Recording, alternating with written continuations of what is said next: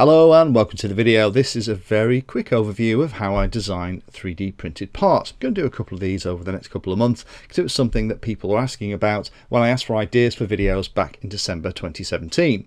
Now the part we're going to make is this one here. This is the little support that I created for the XSR on top of the flight stack in the quadcopter building Series 6. And this is a great example of the kind of doohickey that you can make. Now, all of the videos for 3D printing are in a playlist. So if you're interested in learning about 3D printing, it's a fantastic resource. If you're a radio controlled modeler, you can create little plastic pieces, and rather than sit there whittling away at bits of balsa wood, that then if you break that next time around, you then have to spend another 4 hours whittling away at a piece of balsa wood. You design the part once and you can print it. You can also download parts other people have designed and print it on your 3D printer too. It really is a fantastic tool for radio control.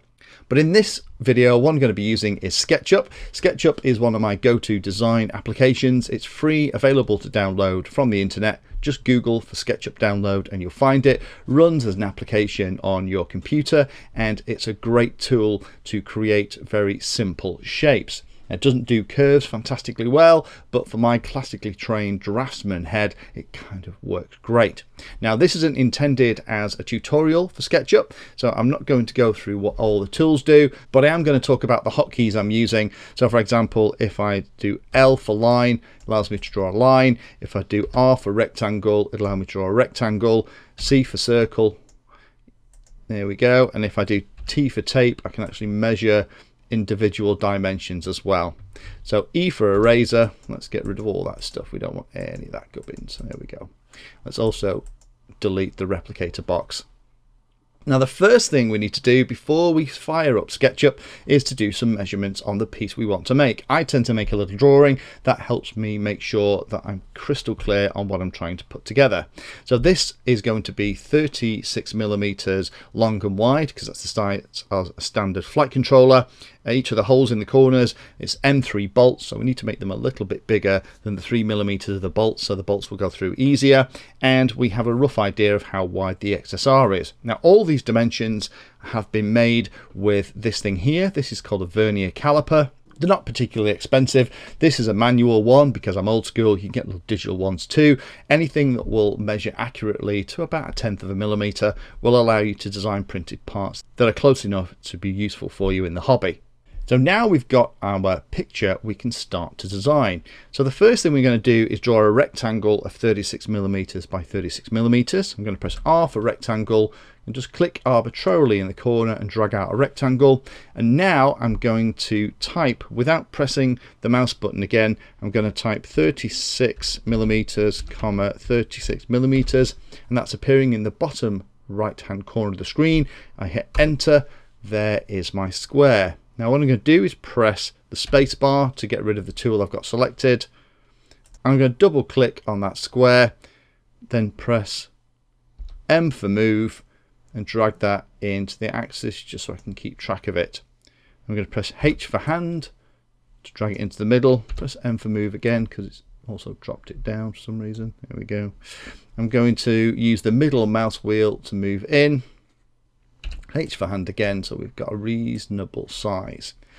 Now we need to draw some construction lines so we know where to put the holes in the other pieces too. So the first thing we're going to do is click L for line. I'm just going to put a couple of lines across the middle so we know where the middle of this piece is, and we know we need a little circle in each corner. Now the center of these circles need to be 31.5mm apart. That's going to be, and if we're not sure, I'd always just bring up the old calculator. 31.5 divided by 2, that's 15.75. So what we're going to do is click on T for tape and we're going to measure 15.75mm. Again, just typing that and hitting enter. And I'm going to do that off these lines. So they go into each of the corners. Okay, so now we have exactly where our holes need to be. So I'm going to press C for circle, put and it's snapping to this place. This is the cool thing about SketchUp. It's dead easy to, once you've got construction lines in, you can very easily put things you want. I'm going to click on there and drag the circle out. We need the radius. Now the radius is going to be 1.6 millimeters because we want 3.2 millimeters overall. And we're also going to drag out a circle from the same position into the corner. Now let me just double check T for tape that the distance is right. It is perfect, fantastic. So again, C for circle, pop it in the middle, drag it up one of the axis, 1.6 millimeters, put the middle of the circle in the axis again, put it to the outside.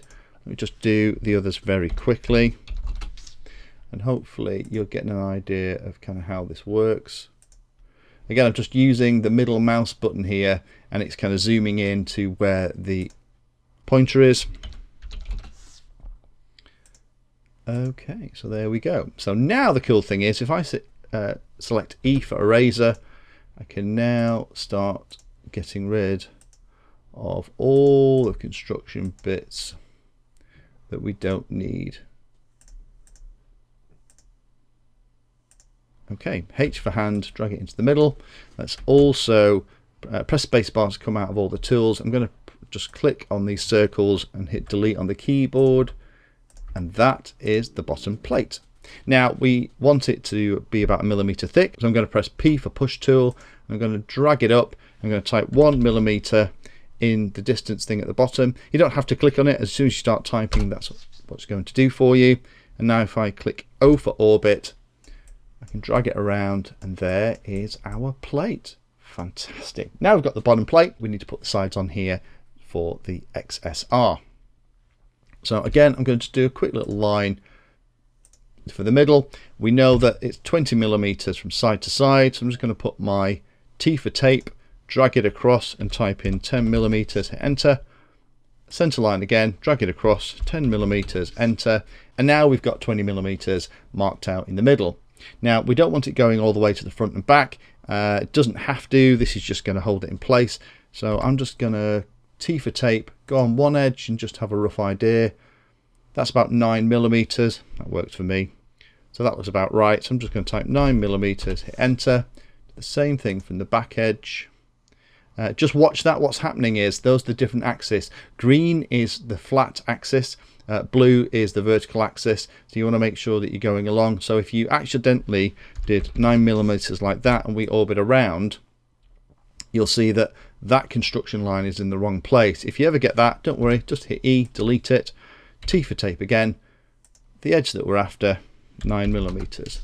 Awesome. Okay, so now we need to draw these pillars that are going to hold the XSR in place. R for rectangle, stick it in the corner and drag it down. Now at the bottom you can see it says that it's 18 millimeters by 2.45 millimeters. So I'm just going to type in there 18 millimeters by 4 millimeters. That feels about right. Let's do the same on the other side. 18 millimeters by 4 millimeters. Hit enter. P for the pull push tool. Let's drag those up 5 millimeters each side. And then we can get rid of all these other construction lines because it's just going to get confusing. Now that looks kind of what we had in our little picture. Now the only thing I would do to finish off this basic version, and again I'm using the middle scroll wheel on the mouse to design something, is from the top level I just draw a 1 millimeter guideline, and all I'm going to do, just draw L for line, draw it across, P for push, and pull it out 1 millimeter, enter. Do the same on the other side, L for line, draw it across, P for push, pull it out 1 millimeter, delete that construction line, and that would work fine. So if you wanted to make one, that's all it would take. However, I tend to find that once I've got the basic shapes down, then I start messing around. So if your mind's already blown, I'd stop here because the next bit we're going to do some funky stuff. We're going to turn this into a little bit prettier, a little bit stronger. So the first thing I'm going to do is I'm just going to draw a line from each of the top pieces. I'm going to press P for the push pull tool, and I'm going to drag each of these pieces right to the very end, because I don't want these pieces snapping off. I want them to be pretty solid. L for line again. Draw the line on each side. Whoops.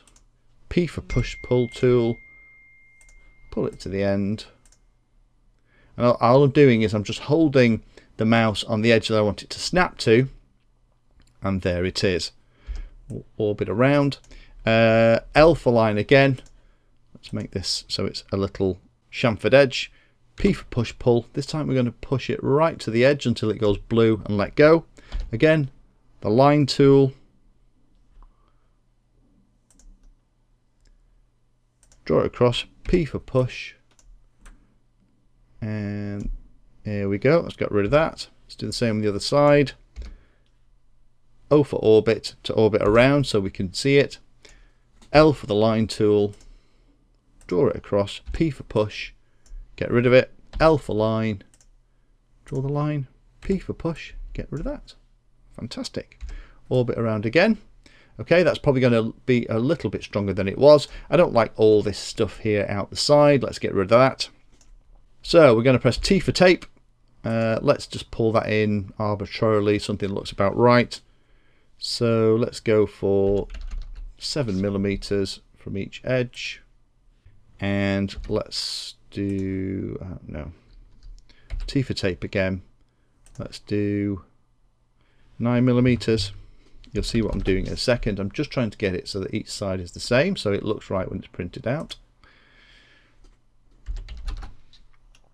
So I'm using the middle wheel to scroll around, O for orbit, H for hands to move the piece, L for line. And all I'm going to do, I'm just going to draw two lines using those construction pieces. P to push pull. There we go. I think that looks a little bit nicer. Do the same on the other side. L for line. Just draw within the construction lines. P for push pull tool. Drag it down till it goes blue and let go. Get rid of the construction lines. E for eraser, and then click on the lines you don't want. That's looking a little bit more like a proper piece. I don't like these sharp edges. So L for line. Just going to do a little chamfer. Just going to guess 45 degrees. Again, P for push. Push it all the way around. O for orbit. L for line. Draw something similar on the other side. P for push pull tool. And there we go. So now that is ready for printing. Now I would always say that the first version that you do, I would do as a test. So I would save this down to your computer and then print one out and just see if the tolerances are right. It might be that the holes need to be slightly bigger, or it might be that it turns out that the height that we need for these little kind of holdy bits maybe need to be a little bit bigger, so you might need to edit it. So the first version of anything you design I would always treat as a test. But hopefully that gives you an idea of how this kind of part was made. I could get a lot funkier and I could potentially chamfer the edges again, so I could get really fancy. So if I drew a line down there, drew a line into the middle and then back up and press E, then I could, make it look even nicer. But you'll find that once you've got the basic shapes, you can then continue to refine what you're going to 3D print until it looks exactly the way you want to. So hopefully that's interesting for those of you that are interested in 3D design, and it gives you a couple of ideas of the way to tackle it in something like SketchUp. If you're interested in seeing more of these little tutorials and overviews, then do leave a comment down below, and as I'm making other ones as we go through the videos on YouTube, I'll do extra little quick tips too. If you found that video useful or like the content, then please hit the like and subscribe button down below. If you want to go the extra step, you can become a Patreon of the Painless 360 channel and help provide support for what I do here. All the videos created here are put into playlists, so if you're interested in a particular topic, have a look at the playlist, and they all are organised in there to make them easier to use.